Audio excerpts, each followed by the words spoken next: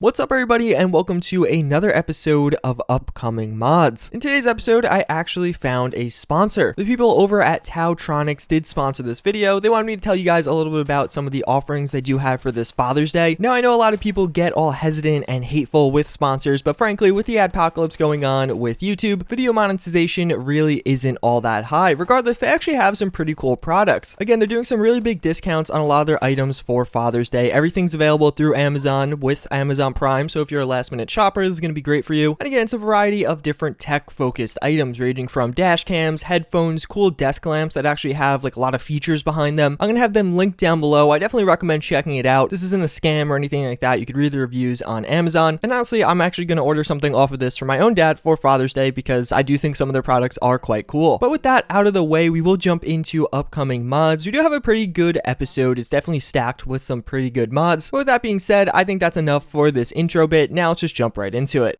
So we're going to start things off with another update to the 9mm pistol, the 9mm pistol Redux. This is an existing mod by Deadpool 2099, a mod author that I'm sure you've heard of. He's now going back and reworking his existing mod, so it's going to be updated with better textures, some new attachments. Here we have a look at some of those different textures as well as some of those different attachments. Personally, I really like the look of some of those textures. He has one that's kind of straight out of Fallout New Vegas, one that's a more real world example, and then more of a matte black civilian choice. All of them look quite cool, though I think I'm going to go with the Fallout New Vegas one, as many of you will too. And then we do have some images of some of the reworked attachments that will be going on the gun. Again, these look really cool. It's a really cool way to make your gun a little bit tactical in Fallout 4 for shooting down a bunch of ghouls. All around, again, very high quality mods by Deadpool. It's exciting to see a mod author go back and rework some of his mods that maybe weren't up to his new standard of quality, because too often we have mods get totally forgotten or abandoned, and I hate seeing that because there's still some great quality content out there, and it's nice to see it getting taken care of. So we do have the Chestnut Lodge. So this is going to be a new work in progress player home mod by Eleonora. I feel like it's been quite a while since we got a great player home from Eleonora. Regardless, this one definitely looks larger than some of her other options for Fallout 4 right now. It seems like it has two stories as well as kind of just a very homey feel. It is a lodge after all, and a lot of those windows actually make it feel a lot like the Cyberlight apartments. Maybe she took some inspiration from that. Regardless, it looks very good. As I always say with Eleonora's mods, one of the things I like so much about them is the player homes look very lived in. They don't look like a blank slate, but rather someone has been actually living there. There's enough clutter to keep you satisfied, but not too much that it looks like it's messy. And honestly, her existing portfolio of mods is not enough to sell you, well, I don't know what else is. So we do have a minor update on the TES-51 power armor. So this is a mod that is out already, and for a while we were getting some pretty consistent updates, or rather work in progress updates that hopefully would translate to actual updates to the mod. Well, as with life, the mod author Sovereign Walrus, or Edible Grenade, did find himself busy, but now it seems like he is beginning work again. It is the summer. People always have more free time in the summer, or they make more free time. And as you can see, we have some pretty cool screenshots of some new items. The first image with this red paint, I don't know what's different about this. I don't know if I remember those skulls in the center there that are kind of getting clipped through, but regardless, once we get to the second image, you could definitely start to notice some new things. As you can see, you have those hounds from the super mutants on the shoulders there rather than the Brahmin skulls. I personally think that's very cool. Super mutants are one of those enemies that you encounter all the time, and frankly, having their dogs on my shoulders is a pretty cool way to be like, hey bitch, I'm your daddy. It'd be pretty cool to have some Raider memorabilia there too, maybe a Raider head, although maybe that's a little bit too graphic. And then finally, we have another look at the Tesla version of this. It actually is using black soul gems to kind of recreate the Tesla variant that we do have for some of the other power armors in the game, and of course the XO2 does it in a beautiful way. All around, these updates are really cool looking. I definitely like the look of pretty much all of them. This is without a doubt one of my favorite power armor mods, and I'm excited to see it getting updated going forward.